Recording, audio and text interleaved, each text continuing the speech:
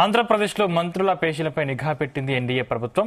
ఓఎస్డీలు, పీఎస్లు, పీఏలపై అవినీతి ఆరోపణలపై స్పందించిన ప్రభుత్వం ఇంటెలిజెన్స్ ను రంగంలోకి దింపింది. నిఘా విభాగం షాకింగ్ రిపోర్ట్ ను బయటపెట్టినట్లు సమాచారం.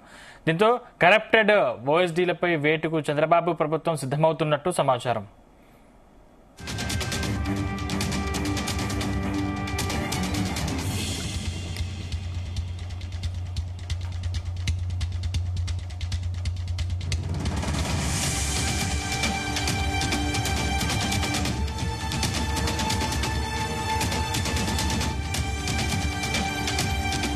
ఆంధ్రప్రదేశ్లో మంత్రుల పేషీలపై నిఘా పెట్టింది ఎన్డీఏ ప్రభుత్వం.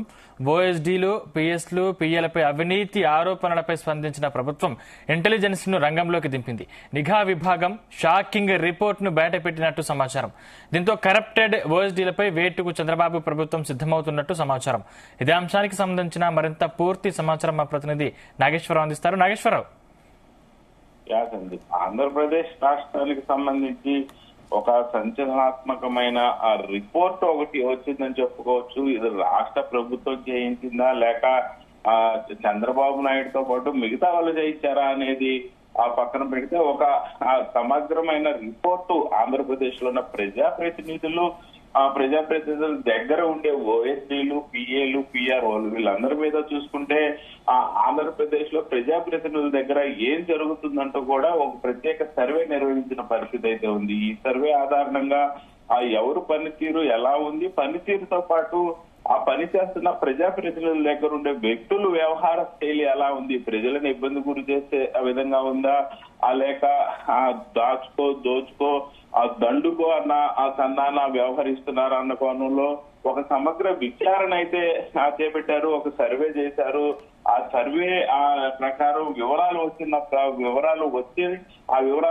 దాని ప్రకారం యాక్షన్ తీసుకోవడానికి కూడా రంగంలోకి రాబోయే 2 రోజుల్లో దిగుతున్నట్లు కూడా కొంత మనకి సమాచారం అందుతున్న పరిస్థితి అయితే ఉంది. ముఖ్యంగా మంత్రుల పేషీలు, అలాగే రాష్ట్ర వివిధ శాఖలకు సంబంధించి బోర్డులకు సంబంధించిన చైర్మన్లు వీరిరువురు పనితీరు ఎలా ఉంది అనే దాని మీద అయితే ఒక ప్రత్యేక నిఘా వ్యవస్థను ఏర్పాటు చేశారు. ఆ నిఘా వ్యవస్థ ద్వారా ఆ సమాచారాన్ని తెప్పించుకున్న పరిస్థితి ఉంది. అలాగే ఒక ప్రత్యేక సర్వే కూడా చేసిన పరిస్థితి ఉంది. మంత్రులతో పాటు ఆ పిఏలు, ఓఎస్డీలు, పిఆర్ఓల పనితీరు ఎలాగుంది, ఆ ప్రజలతో పాటు ఇతర అధికారులతో కూడా వ్యవహారశాలి ఎలా ఉంది, అలాగే ప్రభుత్వం గురించి వీళ్ళు వ్యవహరిస్తున్న ఆ తీరు ఎలా ఉందనే దాని మీద అయితే సమగ్ర నివేదిక తెచ్చుకొని ఒక పకడ్బందీగా ఒక దృఢమైన వ్యవస్థను ఏర్పాటు చేయడానికి చంద్రబాబు నాయుడు ఒక కంకణం కట్టుకున్నారు, ఒక శ్రీకారం చుట్టారు.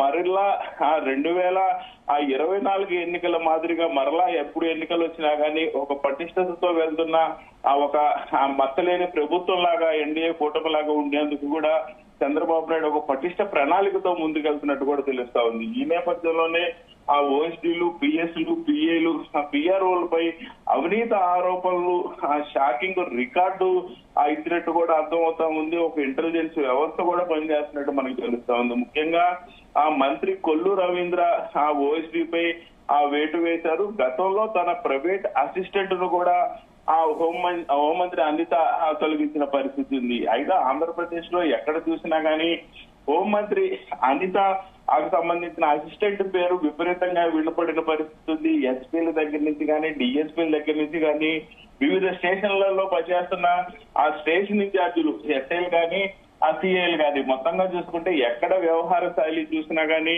హోంమంత్రి అనిత యొక్క దగ్గరుండే ఒక వ్యక్తిగత సహాయకుడు పేరు వినపడటంతో కూడా ఆయన పేరు ఒకసారి సోషల్ మీడియాలో హైలైట్ అయిన పరిస్థితి ఉంది.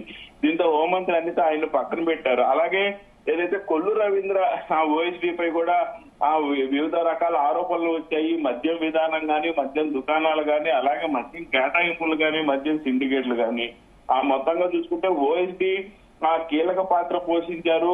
ఓఎస్డీ దానికి అనుకూలమైన వారికి సహాయం చేశారు. అలాగే వారికి వ్యక్తిగతంగా ఉపయోగపడేందుకు గవర్నమెంట్ ప్రభుత్వ నియమ నిబంధనలు కూడా పక్కన పెట్టి సహాయం చేశారన్న ఆరోపణలపై ఆయన మీద కూడా వేటుపడిన పరిస్థితి అయితే ఉంది. అయితే ఈ నేపథ్యంలోనే మరింత మంది మంత్రుల ఓఎస్డీలు పైన తీవ్రమైన అవినీతి ఆరోపణలు వస్తున్న నేపథ్యంలో వీటన్నిటి మీద కూడా ఆ ప్రభుత్వం సమగ్ర నిఘా పెట్టింది, ఆ విజిలెన్స్ వ్యవస్థను పెట్టింది, ఆరా చేసింది, సర్వేది కూడా చేసింది. మొత్తంగా ఆంధ్రప్రదేశ్ లో రాబోయే 2 రోజుల్లో ఒక సంచలనం జరగబోతున్నట్టు కూడా మనకు అర్థమవుతా ఉంది. ఎవరైతే అవినీతి ఆరోపణలు ఎదుర్కొంటున్నారో వాళ్ళందరి మీద నివేదిక తెచ్చుకొని ఆ మంత్రుల ముందే పెట్టబోతున్నట్టు కూడా మనకు సమాచారం అందుతా ఉంది సందీప్. Thank you Nageswararao.